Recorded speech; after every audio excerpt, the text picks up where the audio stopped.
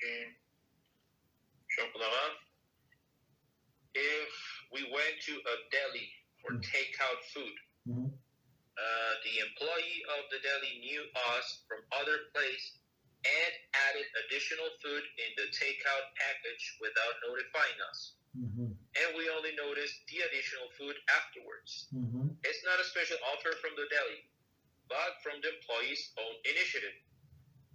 What should we do with the additional food? Does this count as we part in the stealing, even if we throw the additional food away?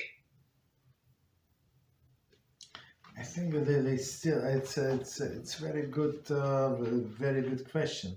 So the answer would be it depends on the policy in this place.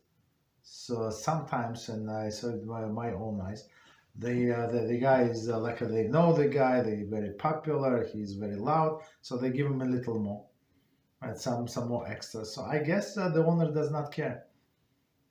You understand? Most likely. But if it's something significant, so it would be a problem. But it's like only a little more, like kind of 10%, 15, 20%. I don't think anybody mind. But next time ask if owner knows, if owners does not mind. Okay, you can answer. But this time you can take. There is no problem.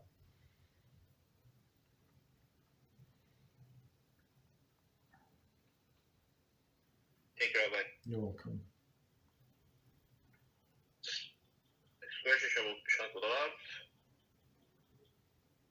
in an instance where someone attempts to give us a gift that we believe might be stolen, are we permitted to risk embarrassing them to avoid receiving the stolen gift, or is it required that we judge them favorably and assume we are mistaken?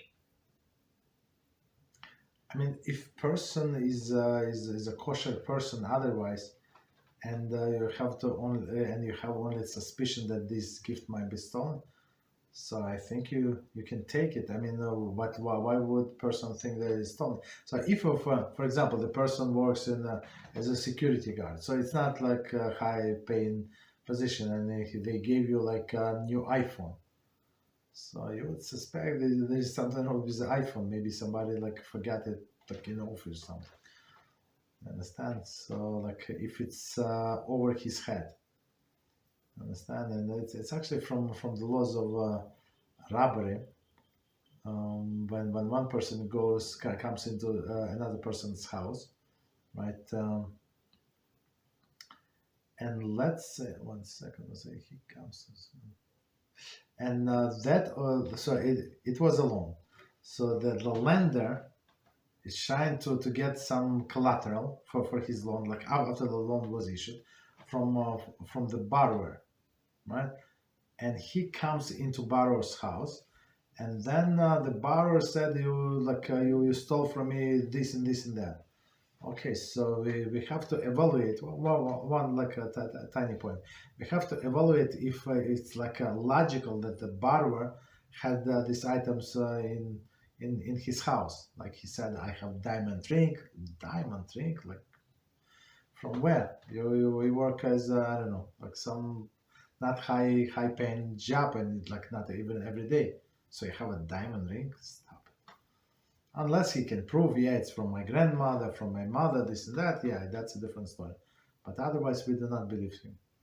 So, like, if you suspect, so we suspect that this was, in this case, that we suspect that he's lying. But in the case, like, if you don't have, like, solid proof, or, like, it's, not a person's nature, like, to give you such a gift, so, I don't know, you can suspect, but to embarrass the person not to take, it depends on the situation. So if you don't have a solid ground, so you can take it, like meaning that the person can afford it, like he probably bought it, and there is no like a reason to suspect, you can take it. So by default, every Jew has a stamp of the being kosher person, unless we know otherwise. So we're not allowed to suspect somebody unless we have solid grounds to suspect him. Okay. Thank you, Rabbi. You're welcome.